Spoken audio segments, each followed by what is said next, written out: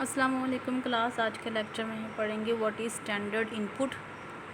Bye default the term standard input refers to the input given by keyboard. C++ uses cin stream object to get standard input. अगर हम standard input की बात करें computer science की term में, computer की term में, तो हम देखते हैं कि कीबोर्ड का हम इस्तेमाल करते हैं कंप्यूटर को इनपुट देने के लिए। लेकिन यहाँ पर जो C++ की प्रोग्रामिंग हम जो पढ़ रहे हैं, इसमें हम सीन ऑब्जेक्ट्स को यूज़ करते हैं as a standard input. The word cin stands for console input. Cin का मतलब है console input. C++ handles standard input by applying the extraction operator. Cin के साथ हम एक्सर्शन ऑपरेटर इस्तेमाल करते हैं और सी आउट के साथ हम इंसर्शन ऑपरेटर का इस्तेमाल करते हैं। The operator must be by followed by a variable. अगर हम सीन करवाना चाहते हैं, किसी भी वेरिएबल में इनपुट लेना चाहते हैं, तो वहाँ पर एक्सट्रैक्शन ऑपरेटर का इस्तेमाल करना ज़रूरी है। The variable is use to store the input data. उस ऐसा वेरिएबल जिसमें हम डाटा को स्टोर करवाना चाहते हैं और सीन के थ्रू हम उसकी इनपुट लेना चाहते हैं, तो उसके साथ एक्सट्रैक्शन ऑपरेटर का इस्तेमाल करना ज़रूरी होगा। सिंटैक्स क्या है सीन ऑब्जेक्ट स्ट्रीम को यूज़ करने का? इसका सिंटैक्स है सीन एक्सट्रैक्शन ऑपरेटर और यहाँ पर वेरिएबल। ठीक है, सीन का मतलब है it is the name of the object use to get standard input. ये उस ऑब्जेक्ट स्ट्रीम का नेम है जिसके थ्रू हम किसी भी वेरिएबल में इनपुट जो है वो गेट करेंगे। ये हमारे पास है extraction operator. It is known as extraction operator और गेट फ्रॉम ऑपरेटर, और इसको हम गेट फ्रॉम ऑपरेटर भी कहते हैं। It gets the input from cin object. The cin object then stores the input in the variable. अगर हाँ जिस वेरिएबल में भी हम इनपुट लेना चाहते हैं तो सीन ऑपरेटर के थ्रू लेंगे, तो सीन ऑपरेटर क्या करेगा, उस वेरिएबल की इनपुट को रिसीव करेगा और उस वेरिएबल में स्टोर करवा देगा।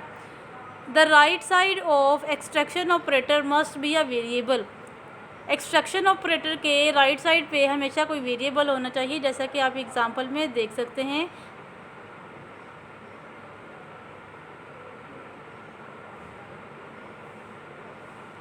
ये देखिए, आपको जो है एक्सट्रैक्शन ऑपरेटर के राइट साइड पे आपको जो है एक इनपुट नज़र आ रही, वेरिएबल नज़र आ रहा होगा। देखिए वेर टाइप का एक वेरिएबल जो है यहाँ पर यूज़ किया गया है। One statement can use multiple extraction operators to get multiple values. एक ही स्टेटमेंट में हम मल्टीपल वेरिएबल्स में मल्टीपल टाइप की वैल्यूज़ जो है वो गेट कर सकते हैं। Var, what is var? It is the variable, ये वेरिएबल का नेम है in which the input value is stored, जिसमें हम इनपुट जो है किसी वैल्यू की लेना चाहते हैं। ठीक है, अब देखिए सीन एक्सट्रैक्शन ऑपरेटर वेरिएबल। सबसे पहले है जो है हम सीन ऑब्जेक्ट स्ट्रीम का इस्तेमाल करेंगे, एक्सट्रैक्शन ऑपरेटर और उसके बाद वेरिएबल। एग्जाम्पल में देखें, cin extraction operator x. The above line will get a value from keyboard and store it in variable x. Cin extraction operator a, extraction operator b, extraction operator c. देखिए एक ही statement में 3 variables में values को input करवाया जा रहा है, ए, बी और सी। प्रोग्राम एग्जांपल देखें, write a program that inputs name. ऐसा प्रोग्राम लिखें जिसमें आपने नेम इनपुट लेना है, एज इनपुट लेनी है and address from the user, और यूज़र का एड्रेस आपने इनपुट करवाना है। And then displays these values on the screen, और इन वैल्यूज़ को आपने स्क्रीन पर डिस्प्ले करवाना है। तो एज़ यूजुअल सबसे पहले हम क्या करेंगे, hash include iostream.h, iostream header file को इंक्लूड करेंगे, कोनियो हेडर फाइल को इंक्लूड करेंगे और मेन का फंक्शन स्टार्ट करेंगे। जैसा कि आपको मालूम है कि ये जो स्टेप है ये इंतहाई ज़रूरी है। अब क्यों ज़रूरी है, ये इसके बारे में भी मैंने आपको बताया हुआ है कि जो भी फंक्शंस हम अपने प्रोग्राम में यूज़ करेंगे उनके डेफिनेशन हमारे हेडर फाइल्स के अंदर मौजूद है, और जो हमारा फंक्शन, जो हमारा प्रोग्राम होता है वो स्टार्ट ही मेन फंक्शन से होता है। इस वजह से मेन फंक्शन को जो है वो यूज़ करना, अपने प्रोग्राम में लिखना इंतहाई ज़रूरी है। इसके बगैर प्रोग्राम की एग्जीक्यूशन स्टार्ट नहीं होगी।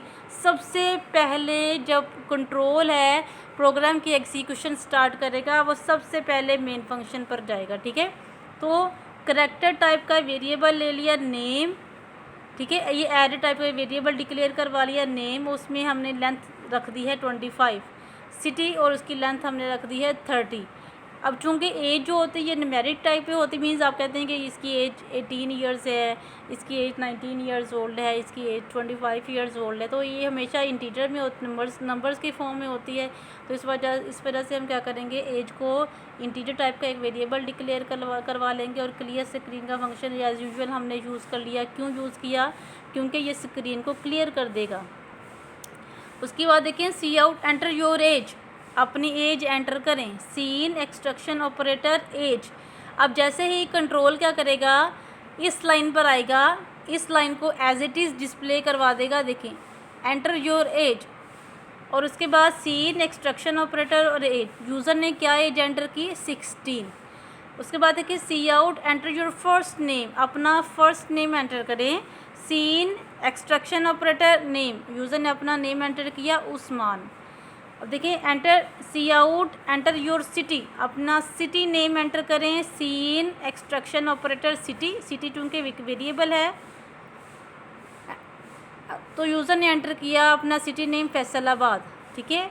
सी out in your first name, ये देखिए \n जो है आपको मालूम है कि न्यू लाइन पे जाने के लिए हमने इसको यूज़ किया है।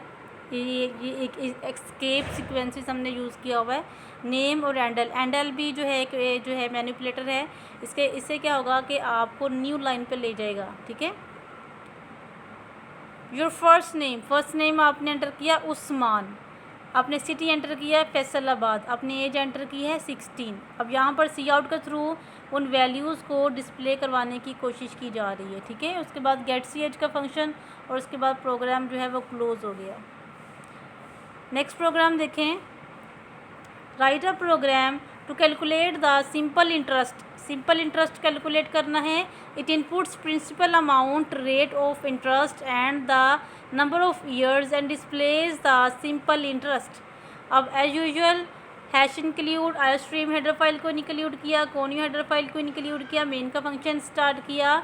डबल आपको मालूम है हमारे पास एक डाटा टाइप है, PR, T और I, ये 4 तरह के वेरिएबल्स हमने डिक्लेयर करवा लिए। क्लियर स्क्रीन का फंक्शन स्टार्ट किया। Cout enter principal amount, rate और टाइम। प्रिंसिपल अमाउंट हमने किस में इनपुट लेना है, P में। रेट हमने वेरिएबल लिया R, उसमें वैल्यू इनपुट करवा ली है, और टाइम को हमने एज अ T वेरिएबल ले लिया है और उसमें वैल्यूज़ को एंटर करवाया। एंटर योर अमाउंट, रेट और टाइम। अमाउंट एंटर की 1000, रेट एंटर किया 5 और टाइम एंटर किया 3। अब देखें, सीन में PR, T तीनों वेरिएबल्स को एज अ इनपुट ले लिया हमने। I इक्वल्स टू, हमने फार्मूला यूज़ किया, इंटरेस्ट फार्मूला यूज़ किया। I equals to P asterisk R asterisk T divided by 100। अब सी आउट प्रिंसिपल अमाउंट जो है, प्रिंसिपल अमाउंट थी 1000, रेट था 5% और टाइम था 3 ईयर्स का। सिंपल इंटरेस्ट अमाउंट हमारे पास आ गई है 150। ठीक है। तो ये हमारे पास एक छोटा सा प्रोग्राम था जिसमें हमने सिंपल इंटरेस्ट अमाउंट जो है वो कैलकुलेट की है। नेक्स्ट प्रोग्राम देखें, write a program that inputs a character and displays its ASCII code. अब जैसा कि अगर आपने कंप्यूटर साइंस का जो बेसिक सब्जेक्ट अगर आपने पढ़ा हो तो हमने वहाँ पर देखा था कि कंप्यूटर जो है 01 के अलावा कुछ नहीं जानता। अगर हमने कंप्यूटर को कोई भी इनपुट देते हैं तो कंप्यूटर अपना ASCII टेबल चेक करता है कि हमें किस किस्म की इनपुट दी गई है। तो यहाँ पर हमने क्या करना है, एक करैक्टर इनपुट लेना है और उसकी एक ASCII वैल्यू डिस्प्ले करवानी है। तो एज़ यूजुअल हमने क्या किया, आईओस्ट्रीम हेडर फाइल को इंक्लूड किया, कोनियो हेडर फाइल इंक्लूड की, मेन का फंक्शन स्टार्ट किया, डेलीमीटर स्टार्ट की, क्लियर स्क्रीन का फंक्शन स्टार्ट किया, करैक्टर टाइप का एक वेरिएबल ले लिया करैक्ट। ठीक है। और सी आउट करवा लिया, एंटर द करैक्टर एंटर करें, सीन करैक्ट। अब यूज़र ने एंटर किया स्मॉल a। अब चूँकि C++ जो है ये हमारे पास केस सेंसिटिव लैंग्वेज है। केस सेंसिटिव का मतलब है कि जो हमारा कंपाइलर है इस A में, कैपिटल A में और स्मॉल a में कंपैरिजन करता है। मींस उसको लगता है कि ये A और ये A जो है मुख्तलिफ चीज़ें। अब int num equals to character, character में जो भी वैल्यू होगी वो num1 में जाकर स्टोर हो जाएगी। अब इसकी आस्की वैल्यू जो है अब यहाँ पर डिस्प्ले होगी। अब चूँकि इंटीजर टाइप का हमने ले लिया, ये जो है करेक्टर में जो भी हम करेक्टर इनपुट लेंगे उसकी जो भी इंटीजर वैल्यू होगी वो यहाँ पर डिस्प्ले करवाई जाएगी। द आस्की कोड 4, अब ये चूँकि हमने इन्वर्टेड कॉमर्स में दिया हुआ है, ये एज इट इज़ डिस्प्ले हो जाएगा। Insertion operator crack, insertion operator इसको भी इंसर्शन जो है आप देखें इन्वर्टेड कॉमर्स में दिया हुआ है तो ये एज इट इज़ डिस्प्ले हो जाएगा, जैसे कि आप आउटपुट में देख सकते हैं। The ASCII code for a is 97। अब num1 जो चूँकि था ये हमारे पास इंटीजर टाइप का एक वेरिएबल था, इस वजह से इसने क्या किया, ए की जो इंटीजर वैल्यू है उसने वो डिस्प्ले करवाई है। अब स्मॉल ए जो हमारे पास है इसकी इंटीजर वैल्यू हमारे पास है 97, तो इसने ये डिस्प्ले करवा दी, इसकी आस्की कोड वैल्यू डिस्प्ले करवा दी।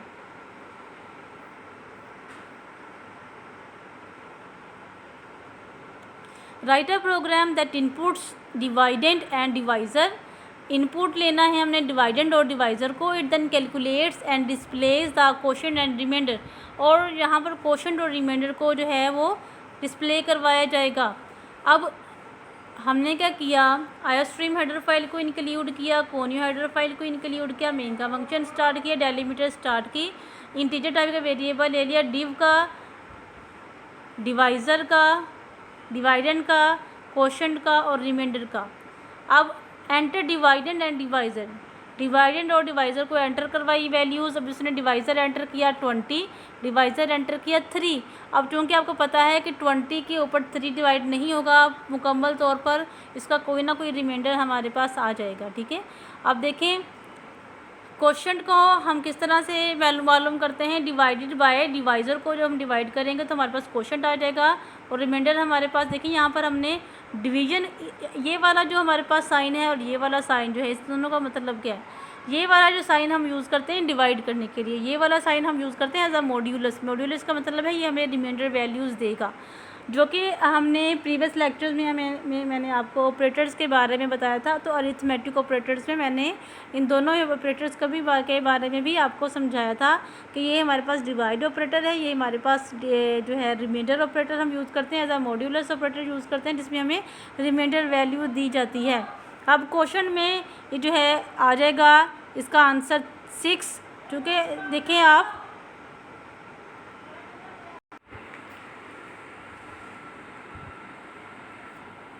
देखिए अगर हम जो है 20 को 3 पे डिवाइड करते हैं, 3 6 आर 18 और रिमाइंडर हमारे पास आ गया 2।